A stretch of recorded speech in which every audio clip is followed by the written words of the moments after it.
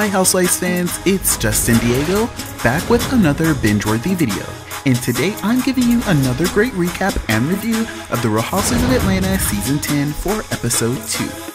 For this video, I'm running down the storylines, I've picked out the best shade, and I'm going to reveal a few scenes that are just so good for the culture. If you haven't already, please go ahead and subscribe to Binge-worthy now, and then click that beautiful bell button so that you never miss one of our amazing uploads. Okay, here's the rundown. First up, the taglines are finally in after Bravo left us hanging in the whole entire season 10 premiere episode. I know a lot of people were asking me about them, and I honestly didn't know that they were going to hold them off this long. Have to say that Kandi's tagline happens to be my favorite. Not just because it's shady, but I can't believe that Bravo actually approved. Okay, now let's get into these storylines. During the premiere, Cynthia Bailey actually was trending on Twitter because of that awkward bathroom scene and then that awkward first date. He's like Norbit, but like Norbit with swag. Before we go any further, I'm going to just break this down for you guys who need to know what's going on here. Cynthia Bailey isn't exactly the most interesting person to watch on TV, but the pros outweigh the cons. She is pretty easygoing, she's classy, she's well known, and she's a doll to look at. However, Peter is out of the picture, and although Nene is back on the show, producers are going to have a little bit more fun with Cynthia so that you guys don't fall asleep. So that is why Cynthia is pretending to date this young man that obviously doesn't fit the part. Friendship. Just a friendship. That is also why she made sure to hit him with the friend zone before the end of that scene. How old is his daddy? Now, moving on to Kenya. Oh my god, Kenya should have gotten married a long time ago. I haven't admitted this to you guys, but I too am an Aquarius, like Kenya, so I get her. We are very misunderstood people, and honestly, we have so much going on in our heads all the time, which is why sometimes we may be a little bit overbearing. If you just listen and watch her, she lights up talking about Marc. I worked on myself, honestly. I got my husband. So don't be surprised if you're a former Kenya hater, but you find yourself all bright eyes and bushy tailed wanting to know more about Kenya and Marc. Now let's talk about Portia. Portia this season is changing things up quite a bit. In this episode, we discovered that her sister Lauren is moving in to make Portia's storyline a lot more interesting. She's also building on this Nene versus Portia storyline quite a bit and keeping the drama going by continuing to talk about and remind us that Nene went on Watch What Happens Live and tried to get her fired. Freaking fraud. Those are the two that I would get rid of right away, honey. And she was like, oh no, I don't want to talk about anything from 3-4 weeks ago. It's clear to me that although producers brought Portia back this season, she is definitely not going to have one where she can just slide under the radar. They're gonna make her work for that peach. And that's like a slap in my face. Okay, my shady senses are telling me that Sheree is definitely going to have a juicy season. In this episode, she goes to seek counseling after her revelation about the baggage that she's been holding on from her abusive past. Like, I am seriously about to tear up, and I don't want to. So this is where I want to get to, where I can talk about it, and it doesn't affect me. When you watch this episode, you'll see her open up and show some vulnerability that is definitely heartfelt. And now, let's talk about these palm trees. Okay, speaking of Sheree, she is actually proud of her Bone Carrier title, and it's funny that producers are using every opportunity that they can to bring up Phaedra Parks. In a scene about Shamia's African wedding, Sheree's confessional was full of fun shade.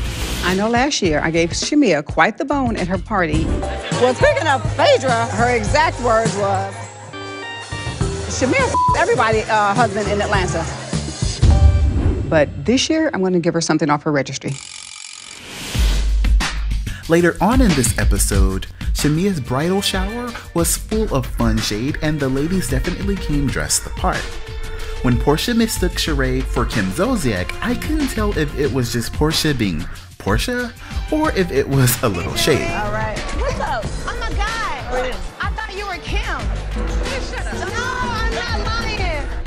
Speaking of Portia, it's starting to feel like it's Portia against the world here. I'm like, right, what's going on? Where is this going? On top of getting clowned by Sheree and the candy-coated clique, Portia suffered the wrath of Shamia, who clearly isn't over last season's shenanigans.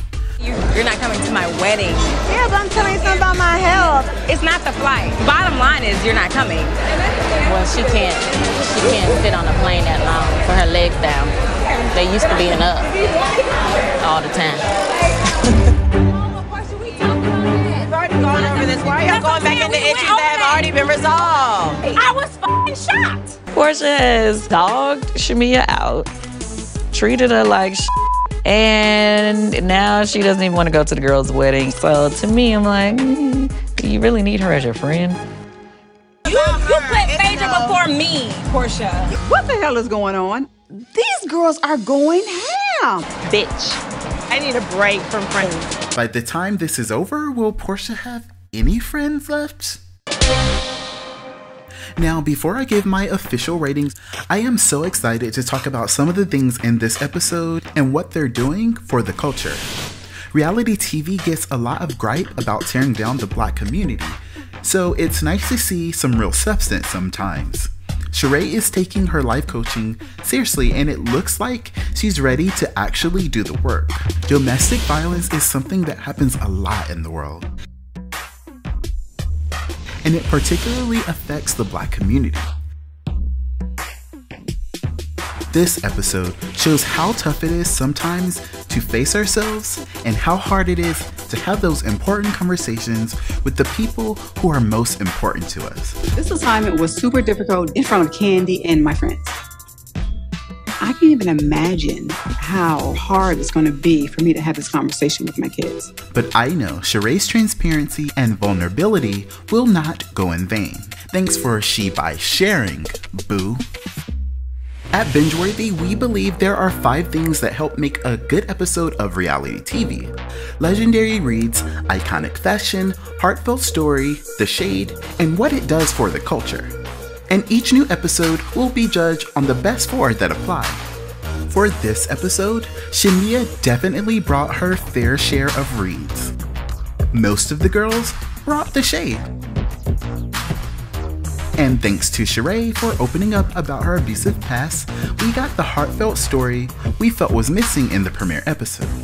It was also that same story that led to the group scene with Kandi and Sheree's closest friends that we believe offers a lot for the culture. For that reason, I am giving this episode an A-. To be clear, this episode was not the most iconic one ever, but it excelled in 4 of the 5 ingredients that make up a good episode of TV. Do you agree with our ratings? Comment below and tell us what you thought about this episode, and be sure to let us know if there are any Planet C's that went over our heads.